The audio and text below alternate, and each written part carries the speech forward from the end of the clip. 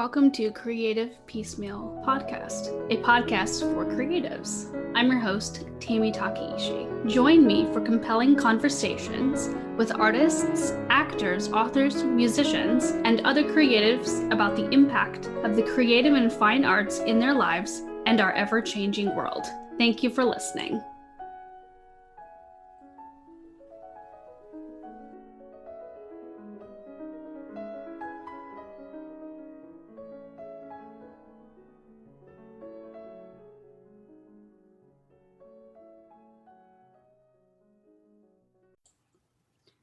Hello and welcome to Creative Piecemeal Podcast. Today's guest is musician Amy Elizabeth Clarke.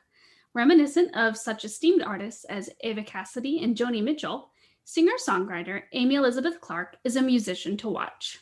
Her golden crooning voice and honest poetic lyrics are perfect listening on a rainy day, when your heart's on the mend, or anytime you're needing to connect deeply to music with a lot of heart and soul. Her newest album, Lonesome, is out now. Welcome to the show, Amy. Hey. It's so good to have you. We've known each other for a long time, and it's been really wonderful to sort of from afar track your successes and all of your journey, musical journey. So I guess we'll get started with who or what inspired you to become a musician? Oh gosh, I think about what inspired me at a really young age to I had a babysitter actually, and she was a Suzuki piano teacher, and I remember listening to, Suzuki has all those like little tapes, that or they were tapes back and I'm sure they're on the phone now, but like they were on tapes, and we would listen to all of the music that her students would play or that her daughters would play. And I think I was probably about 5, and I just decided one day that I was going to get up to the piano and play that too. So it was just a natural draw. I've got a lot of musicians in my family, and it was just the thing that we did. And I didn't really know that you didn't sit around the living room and play songs with your family. That was pretty normal for us. So there were a lot of influences, a lot of inspirations, but it's just kind of it's a trade, I guess. That sounds like a really nice upbringing too, just sitting around with your family and playing music and making music. Do you guys still do that when you get together for holidays? Yes, we do. Our holidays, we usually celebrate Christmas in January, because my gig schedule is always nuts around the holidays. And my brother is he's a church musician, and my other youngest brother lives in China. So the holidays are kind of whenever we make them happen. They can be moved for our family. So there's always some time that my mom will inevitably go get a guitar and put it in our hands and say, well, it's time for you to play me some music now. And that's how that happens. Was there a certain point in your life, obviously you grew up with music, but was there a certain point when you realized, okay, I'd like to be a singer-songwriter? And, how did your family react to that? Well, I mean, as you know, I went to school for vocal and instrumental music education. And then I really didn't feel like getting an actual job at the time that I graduated with my undergrad. So I decided to go to grad school, and I've always written songs. I've always played in a band, much to this dismay of many of my college professors. But, being a singer-songwriter, it was, it was just a matter of, taking my songs to somebody who could record those songs. And I just kind of decided one day, I was like, oh, I think I'll do that. That sounds like fun.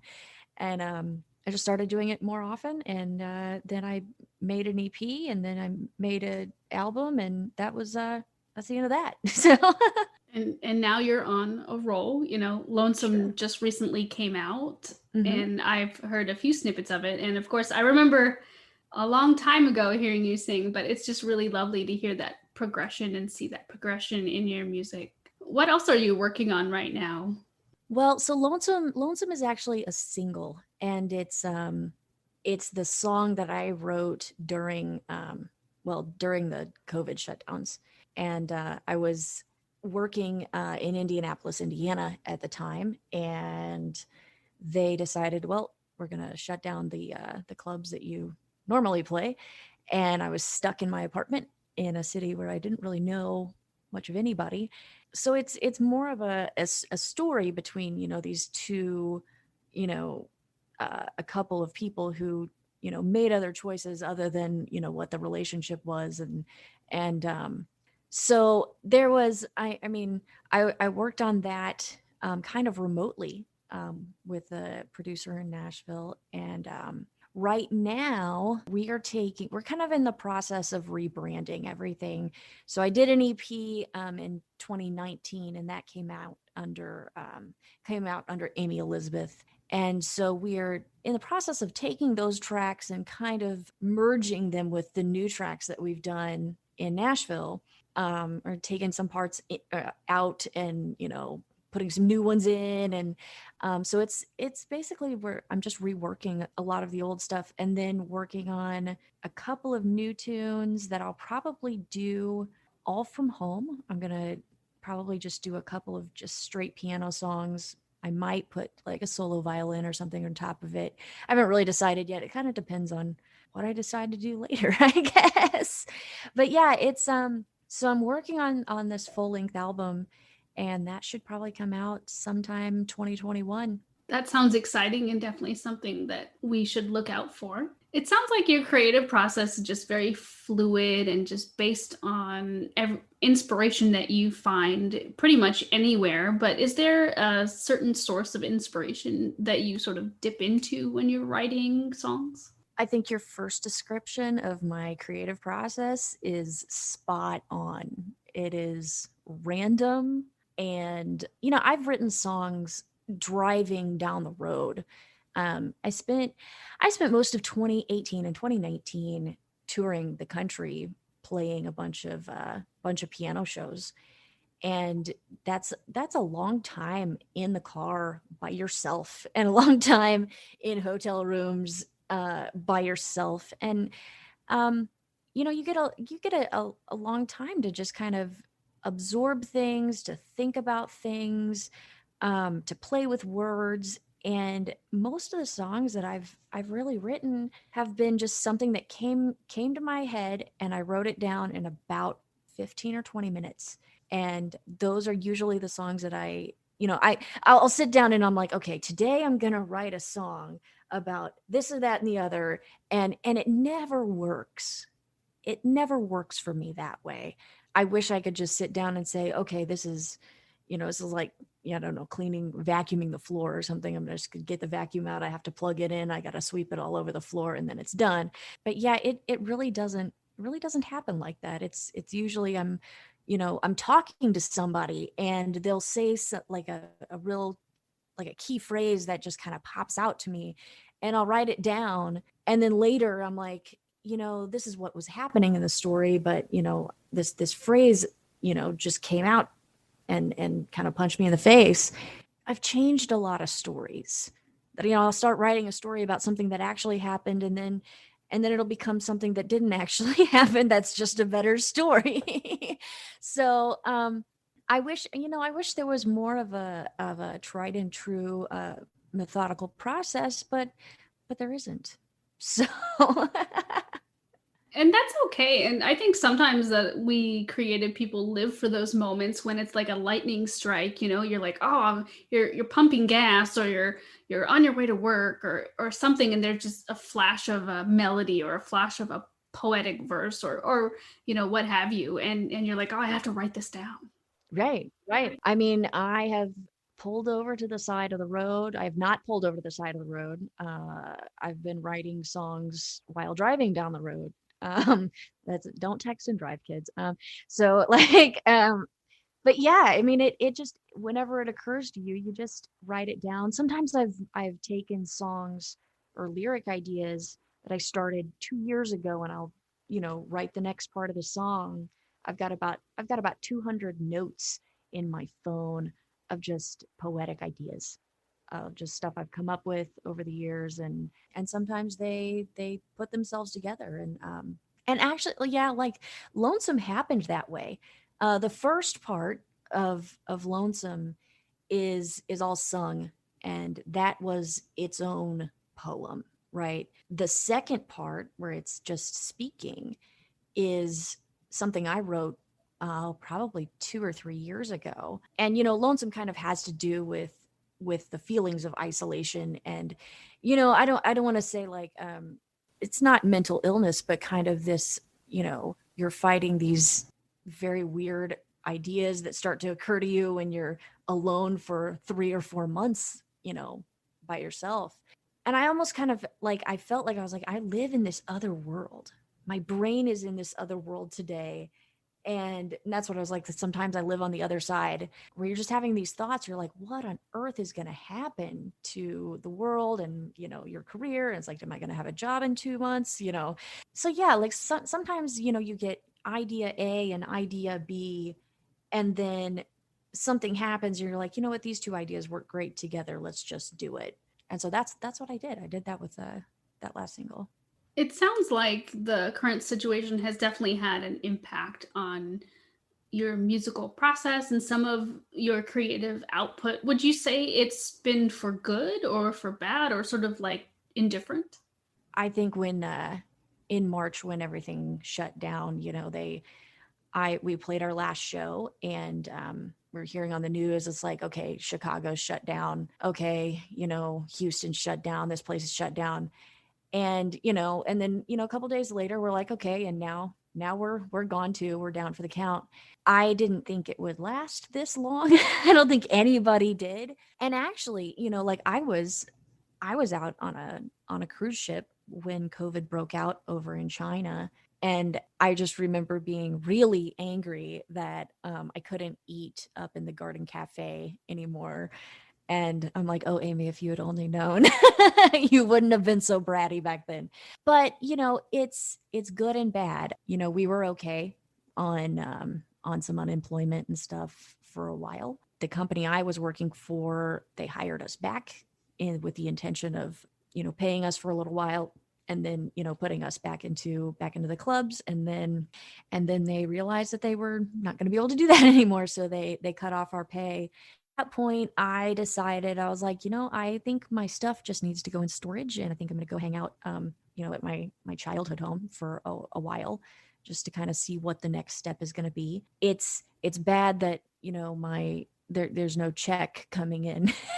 I'm picking up gigs here and there. I played in Columbus, Mississippi, and I played in Destin, Florida, but it's very sporadic. Everything gets, it's very tentative. Your gigs are, you'll schedule one and then it's canceled, and then you'll schedule three and then they're all canceled, or you schedule one and it's canceled and these are two are happening. But I think right now it is, it's setting me up to say, okay, maybe moving into a different part of my career that's not so dependent on playing live all the time is what I'm going to do. So I'm kind of just in the process of figuring out other avenues to make money with the stuff that I've done and the stuff that I have, things that I can do. Mostly like I played a bunch of like corporate shows, weddings and corporate events, and some clubs here and there. But yeah, it's definitely an interesting time. I've really thought, maybe I was like, maybe this is the time. This maybe just go move to Nashville and become a songwriter, or move this other place and do something completely different. So yeah, I think it's a game changer for sure. I just don't know which game I'm going to play next. Understandable. And living the life of a artist is always full of barriers and struggles and ways to just keep going and following the passion and following the music and the art. And Mozart died penniless is what they always say, and I certainly hope that doesn't happen to any of us. I mean, yeah, I know a lot of artists that had huge number one hits, and now live on their family's farm that they've had, in their family for generations. That, it's a big topic in the industry right now. You see a lot of artists that are, selling their song libraries to big record companies. I think, it's definitely a time that, a lot of that needs to change. But yeah, it's interesting. It's interesting to, live with the uncertainty, and also just keep, anytime I've walked out of a job, there's always been another job there. And I think coming to that realization was really important for me, because I didn't think, I was like, they teach you growing up, it's like, don't do that. You don't know if you're going to have another job. Well, there's usually another job there. It definitely tests our mettle as creatives. I think that in situations like this, people really either fall onto their art, essentially, like fall into it and become and adapt and really realize their passions, whether it's through different avenues like, oh, I think I want to write more, or I think I want to perform more, or I think I want to do this and this instead more. I guess on the bright side, it gives people an opportunity to just explore different avenues as a creative artist and that they wouldn't have had before because things are making them, outside events are just making them become something that survives past the pandemic, essentially. Yeah. Yeah, I think, a lot of my friends have moved home. A lot of my very successful friends have asked family members, it's like, "Hey, can I have my room back?" And everybody's been very accommodating, and very, very nice. It has given me a lot of time to really step back and say, all right, where exactly am I going to go next? It's also given me a chance to reconnect with a lot of people, and through those, reconnections and new connections, I'm thinking about, I'm already thinking about this next album that I'm going to write. I'm like, this is going to be more of a jazz album? Is it going to be like a jazz country folk album? And if I had continued, on the path that I was, I'm not sure I would have started to write anything like I'm writing right now. So you never know. I mean, this whole pandemic could be a great thing. It could be a great thing for music in 2022. I hear that the recording studios are doing very, very well right now. Everybody is, just kind of doing what they can to, salvage their careers and just get ready for when we can get back out there again. It could be almost like a renaissance of sorts. And speaking of recording studios, what is your take on Taylor Swift's Folklore and then, of course, her new sister album to that? Folklore's a great album. I was so surprised when I heard it. Taylor Swift started becoming popular, I think, around the time I was in college and graduate school. And I was kind of suspicious. I was kind of like, I'm not sure I get this artist. There was a lot of stuff that I, absolutely did not like. I always liked Mean, though. That was such a great song. I loved that song. I think we're dealing with an issue that's greater than Taylor Swift, and like Folklore takes a left turn for her. The arrangements on there are gorgeous. It's very much, it's music oriented. I mean, I remember when that song, that "Look What You Made Me Do" song came out, I was like, this is no, I can't do this. But this one, I just couldn't put it down, and I got to thinking, I had kind of like a personal revelation with Taylor Swift. Probably this was in September of 2018, I think, and I was working for John Mellencamp's bass player at his lesson studio there in Carmel, Indiana, and they had all gone to play Farm Aid, and we were watching the YouTube videos of the Farm Aid performance. And they played their first few songs, and I had come in and was waiting on my next student, and the whole band like walks off the stage, and John Mellencamp comes out there with his acoustic guitar, and he starts to play Jack and Diane, right? Which is his biggest hit, right? And of course, the musician in me, and the fact that, we play that song multiple times a night, I noticed that John Mellencamp is playing the wrong chords to Jack and Diane. And I'm listening to his guitar playing, and I'm like, you know, that that guitar playing is just not very good. And I kind of got it in my head. I was like, I wonder if Taylor Swift got at a festival that she created and played her biggest hit song with the wrong chords that badly on guitar, if there wouldn't be like 250 articles that came out about how bad she was. But there were no bad reviews about that performance from John Mellencamp. And this, we're dealing with so many issues of legitimacy, and we have Black Lives Matter going on, we have this Me Too movement going on, we have so many things, so many issues that we're re-examining as a society. I think Taylor Swift is probably, she changed songwriting. She changed the way that people write songs. And I know that people will say, oh, well, she had a great big huge production team behind her and lots of money and blah blah. So did John Mellencamp. But no one discredits John Mellencamp, because it's like it was very much like I had to re-examine my own ideas about her as an artist. And I was so amazed, blown away by Folklore. That was great. Evermore is great too. So yeah, man, what a great album. That's such I haven't had a chance to listen to the newer one yet, but I'm definitely looking forward to it. I feel like she sort of went back to her heart of songwriting. It's more mature, and I also feel like she's sort of right. reconnected with herself, like minus the fame, minus the everything.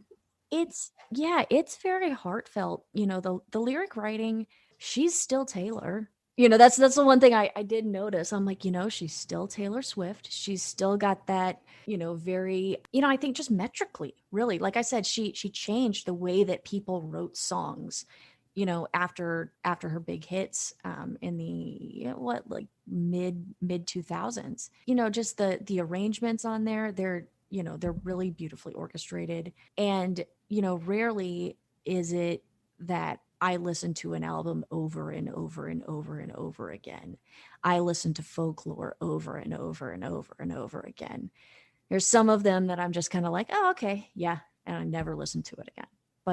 But that one I keep coming back to, and there has to be a reason why. So yeah, I feel like she has she's proven her legitimacy as far as music and songwriting and everything is concerned. So we'll just have to see how society continues to perceive her as she goes forward in her career. I definitely think she picked up a lot more fans with Folklore, because people, like you said, it was sort of a left turn. It was her getting back to a different part of who she is, and I think that's really great. Maybe it'll inspire other singer-songwriters in the future, or inspire a kid to be like, oh, I'd like to learn how to play guitar or piano now, and and then that's where we come in, and sort of put it all together. Right. Yeah. So I know that you do play piano and guitar, but if you could play any other instrument in the world, what would it be? When I was 30, I was asked to audition for this dueling piano bar gig. And I looked at the person who asked me to do that, and I was like, okay, so there's this funny part about how I don't play the piano, right? So I had to learn. And, over the course of 7 years, I learned to play piano, I learned to play bass, I learned to play drums, a little bit of guitar, and loved it. That was part of the fun part. Well, for me, in taking that gig in the first place, I was like, I get to learn all these, finally somebody's going to let me play, even though it's really bad. But I would like to learn the sitar. That would be, I think I'm going to buy one as soon as I can, just to play around with it because it's got some really cool. It's just got a cool timbre, I think. It does. It is a very interesting, very beautiful instrument. You could sort of rock out to some of the Beatles then. Right, right. I think yeah, we put sitar on Lonesome. I don't know if you noticed that or not. I was like, no matter what is on this next single, it has to have a sitar because I like it.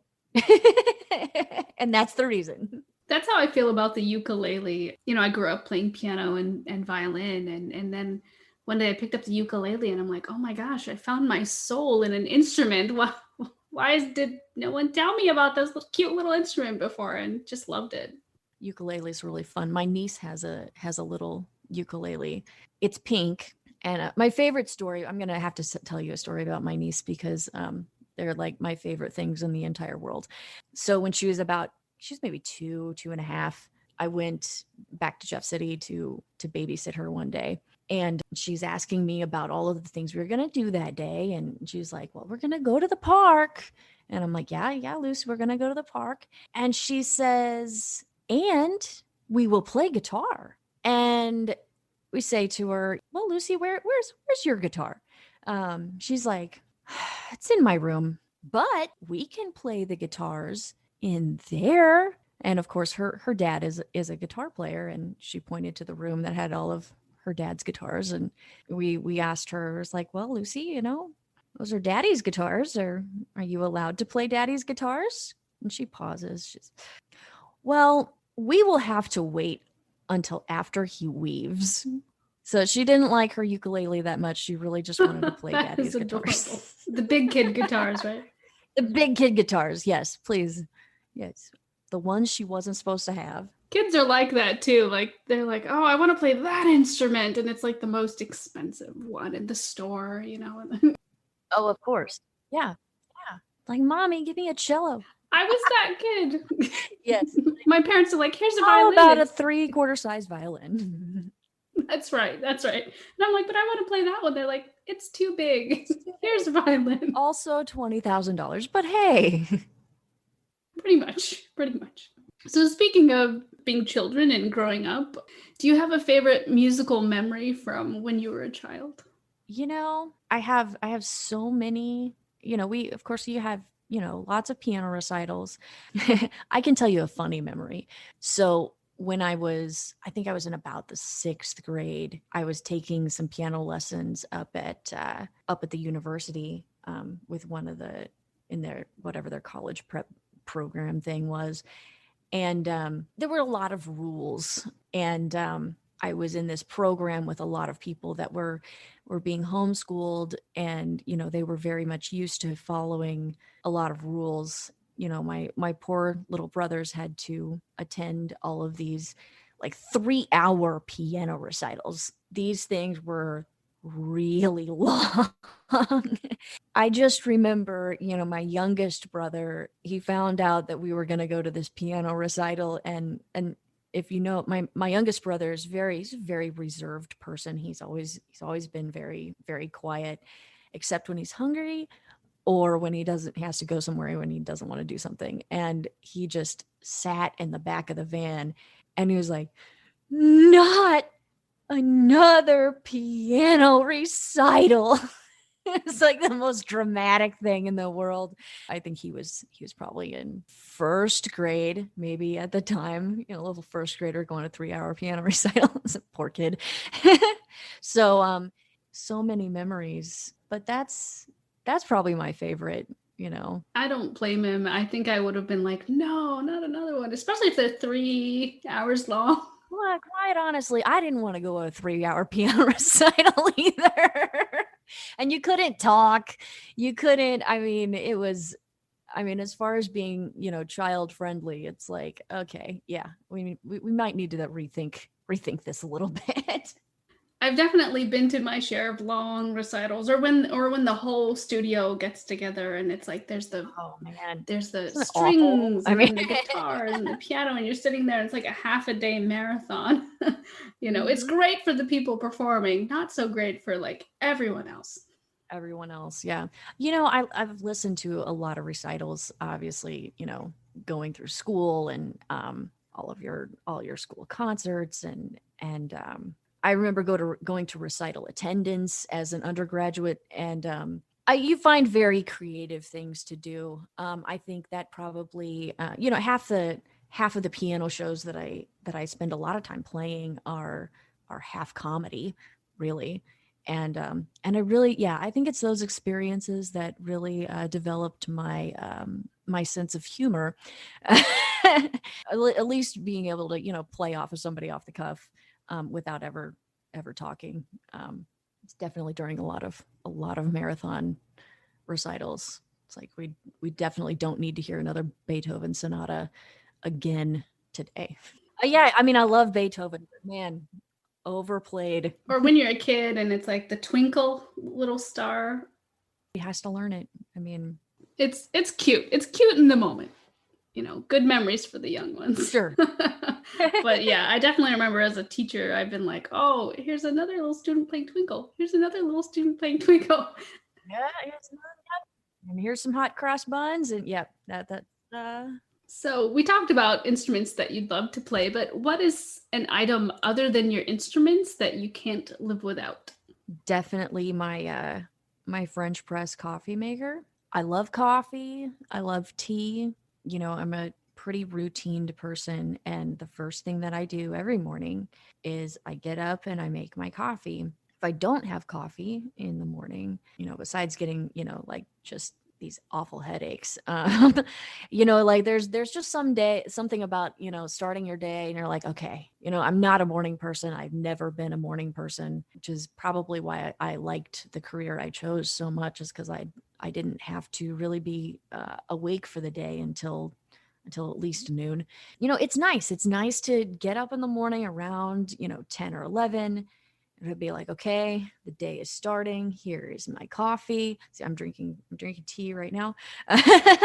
But and you can kind of plan out your day, think about all the things you need to get done. And it's like this slow execution process. You process everything. Okay. And now we're going. Now we're off to the races. So that sounds like a fantastic morning. Yeah. I think all of the people who have to work office jobs are very jealous of you right now.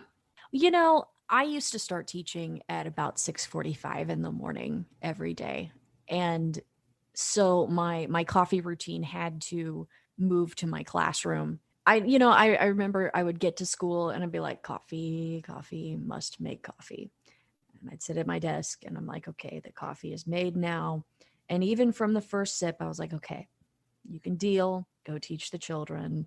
But yes, I much prefer my slow morning. I mean, it helps, you're like, hey, why doesn't Amy get up till noon? Well, she played until 3 o'clock in the morning. So that, I mean, true. You're sort of burning the midnight oil on the other end of the stick while everyone gets to snooze. So, all right, one more question before we wrap up. What is the best compliment you've ever received? I remember reading this question and thinking, I'm really going to have to think about that. I think that the best compliment somebody's ever given me is, he said, you don't sound like everybody else. You have your own vocal style and your own way of singing songs, and you can take a song and kind of just do an Amy version of this song. I think after so many years of trying to fit inside of a mold, trying to be something that was already established and already there, to get a compliment for something that I developed on my own was probably the greatest compliment I've ever gotten. Yeah. That sounds wonderful. And I would agree, you definitely have your own style and your own sound, and it's very refreshing and very beautiful. Well, thank you. Yeah. I feel like, in school, they're like, you must sing opera. This is what everybody must be an opera singer. And I'm not sure that many music schools today are doing their students a large service by kind of forcing them into that role. And opera's I love opera. I love classical singing. I did it. I sang in a few professional choirs and stuff like that, but actual money making ability from it is very it's hard. And there are not very many slots. And I think if a lot of music schools would kind of adopt a more contemporary, or some contemporary ideas about what is good singing. My voice teachers in college would flip out when they're like, "You're playing in bars, you're singing in bars," and I'm like, "No, I'm not singing in a bar, I'm singing in a church band over a great sound system, and I'm not pushing anything. You'll ruin your voice." Well, this is what it sounds like ruined, so there you go. Music schools, some of them have already done this, but having music business classes and having classes on how to market yourself, or just how to be a musician in the century that we're in, I think would be very helpful.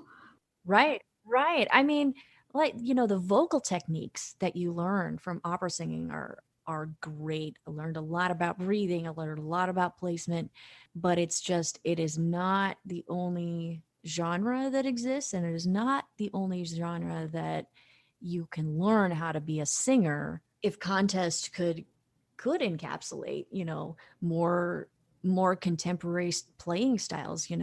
One of the problem, especially I think, especially for a lot of female performers, is that the bar is where a lot of people hone their craft. And many times it is not a super female friendly, safe place to put a young person. They have to be, very supervised. And so I come back to the idea that maybe our schools and colleges can, would be better served to help people that were, or help kids that wanted, it's like, I want to be Nora Jones. Well, okay, let's learn how to be Nora Jones today. Let's cover some of her songs. How is this style of singing different from, and why can't we take those things to state contest, and why can't, that those genres be lifted up to the level that classical music currently is right now? That's certainly a great idea and something to explore. And I'm curious if that will happen, in our lifetime. I know that, jazz gets a lot more respect Mm-hmm. than it used to. Like there's contests and things like Sure. that. And there's barbershop quartet contests, and it's certainly not all it's just not all like always classical all the time, but like you said, we're not teaching people all these different genres as much as we could. Like I think about, the field of public school education, and you're like, why does everything have to be choir all the time? Like, it doesn't have, like, there's music beyond choir and band and orchestra. And I think, kind of like exploring those and developing the curriculum for, other genres, other types of music, other styles is, it would do a service to a lot of our kids that are growing up. Before we go, where can we find you on social media?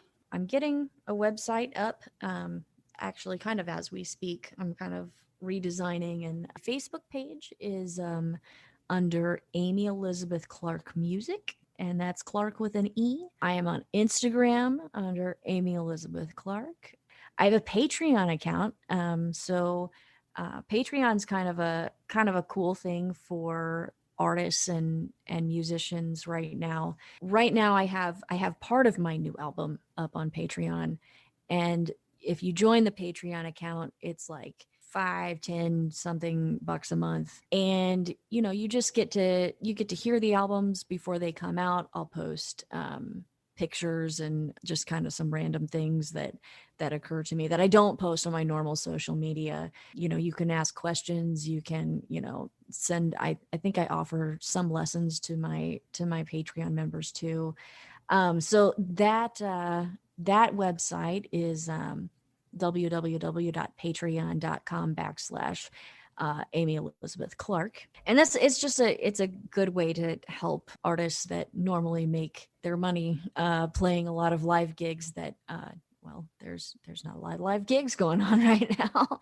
So that's up. Like I said, we're kind of in the middle of this rebrand, and So my music's up on iTunes and under the same name. And so, yeah, feel free to check it out. I'm really excited. I'm really excited for this album to come out. Excellent. Well, thank you so much for joining us today on Creative Piecemeal Podcasts.